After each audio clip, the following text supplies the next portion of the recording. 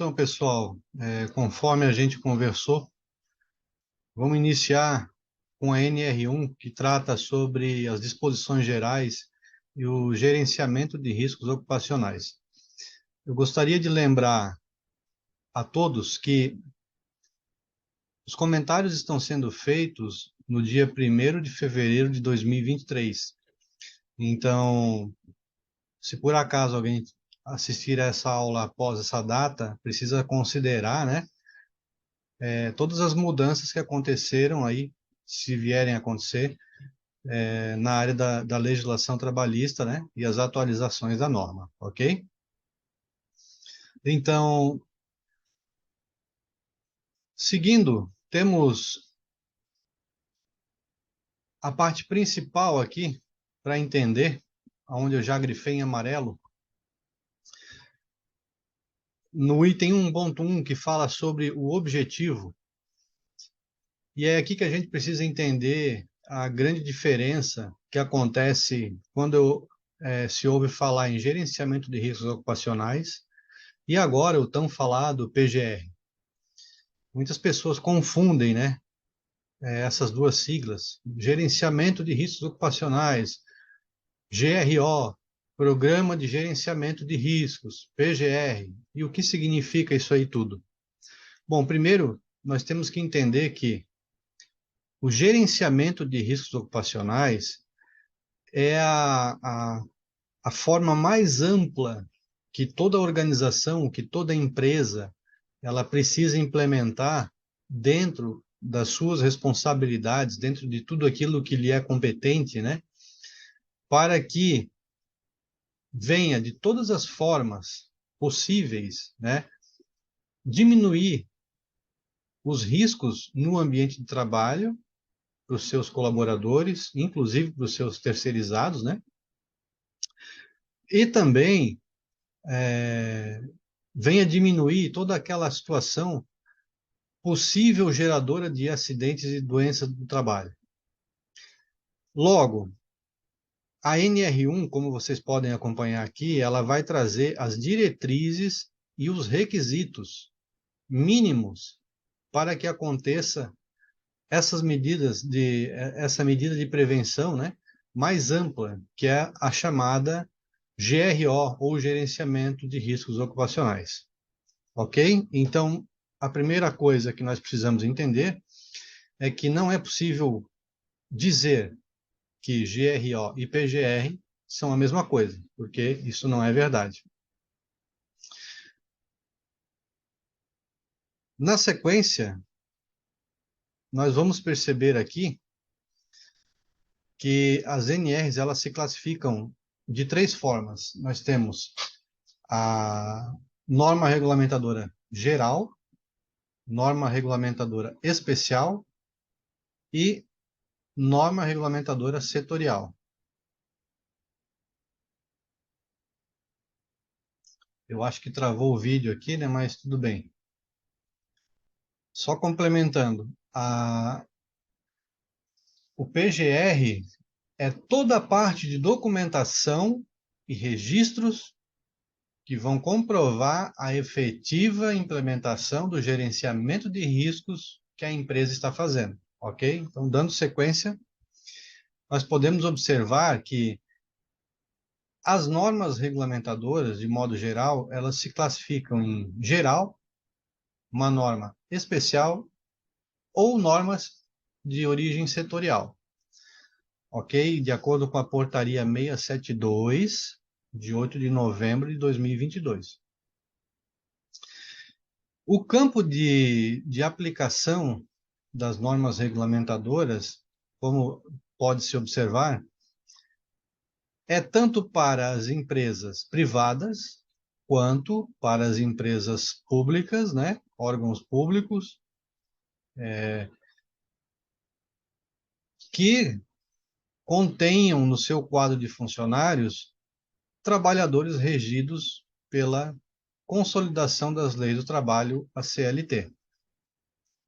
Mas, Jonas, um órgão público que não tenha naquela unidade nenhum servidor regido pela CLT não precisa realizar o gerenciamento de riscos, porque não tem ninguém da CLT? Não, não é por aí. Precisa sim, independentemente se vai existir alguém da CLT dentro do quadro de funcionários ou se não vai existir. O princípio da segurança do trabalho não parte da CLT ou das normas regulamentadoras, parte da Constituição Federal. Então, todos têm direito à saúde e à segurança. Na sequência, podemos observar aqui, ó, um item importante que aplica tudo o que é disposto na norma regulamentadora a outras relações jurídicas, certo? Que é o que eu acabo de falar com vocês agora. Então, a importância da segurança do trabalho. Então, ainda temos sobre a competência e estrutura da NR1, que traz aqui a Subsecretaria de Inspeção do Trabalho, né?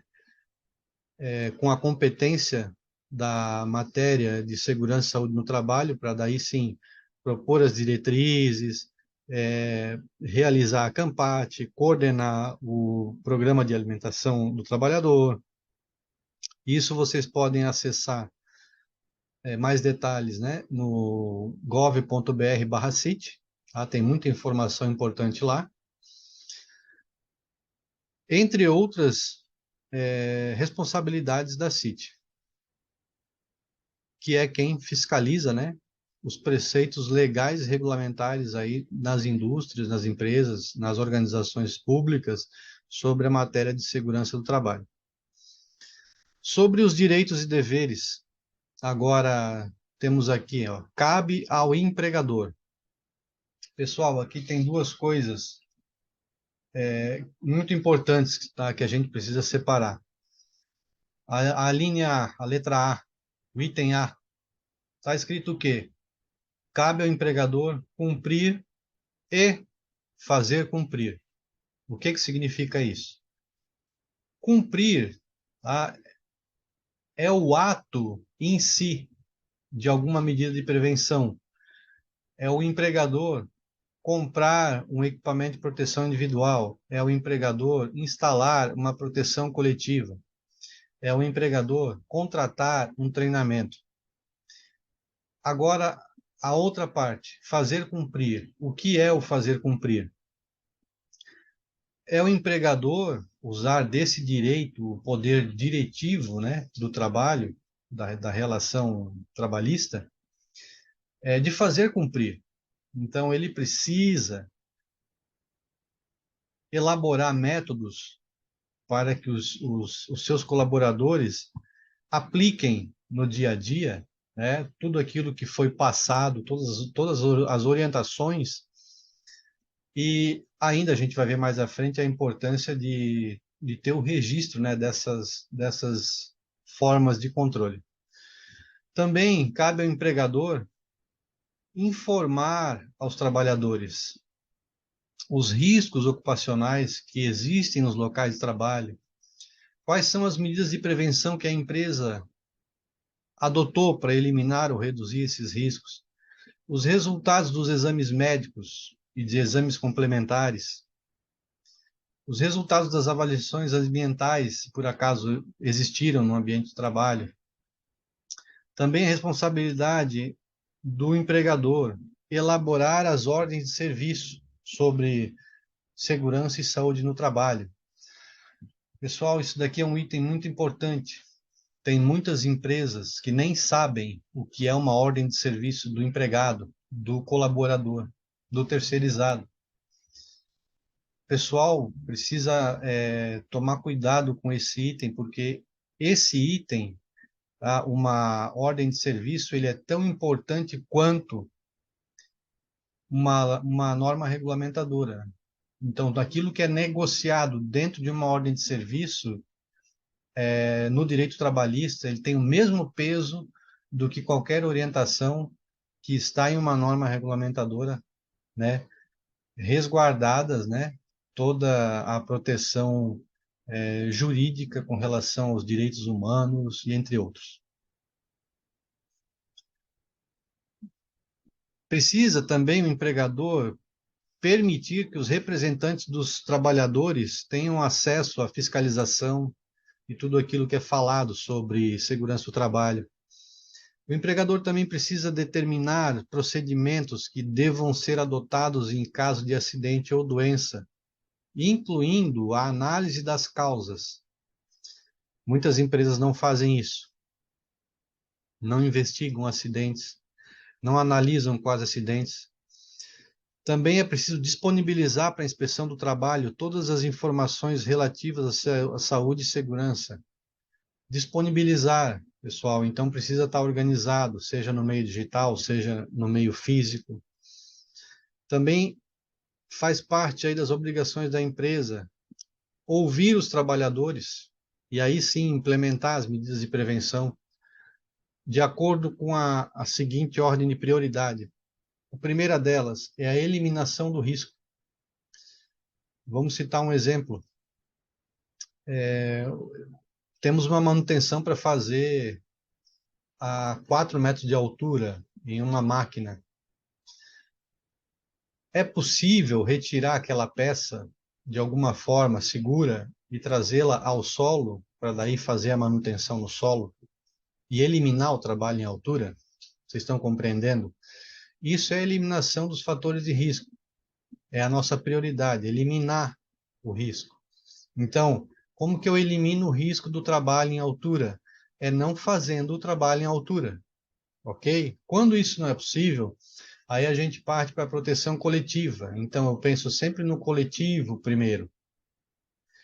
É possível trabalhar de alguma forma onde 3 ou 4 colaboradores possam se beneficiar de alguma proteção em conjunto? Ah, também não é possível. Aí então temos as medidas administrativas ou de organização do trabalho. Vamos citar um exemplo.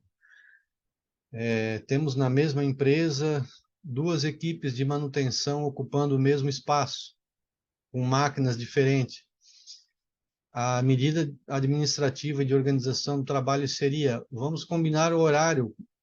Vocês vão fazer a manutenção de vocês das 6 da manhã às 2 da tarde, e a outra equipe entra das 2 da tarde às 10 da noite. É só um exemplo. Então, dividir para que a gente consiga, né, diminuir a interferência de uma equipe com a outra. E aí, pessoal, olha agora a importância do EPI, que é o equipamento de proteção individual. Na hierarquia de controle de riscos, ele vai entrar como a última medida de controle dos riscos, tá? A última medida de prioridade é o EPI. Então, é sempre bom lembrar a todos os colaboradores que quando ele deliberadamente, né, o trabalhador deliberadamente ele afirma que ele não vai utilizar o EPI, ele precisa ter a consciência de que a última possibilidade de proteção que ele tinha nas mãos, ele abandonou, certo? Então, essa é uma justificativa muito importante aí para a gente conseguir conscientizar os colaboradores, né, a utilizar o EPI.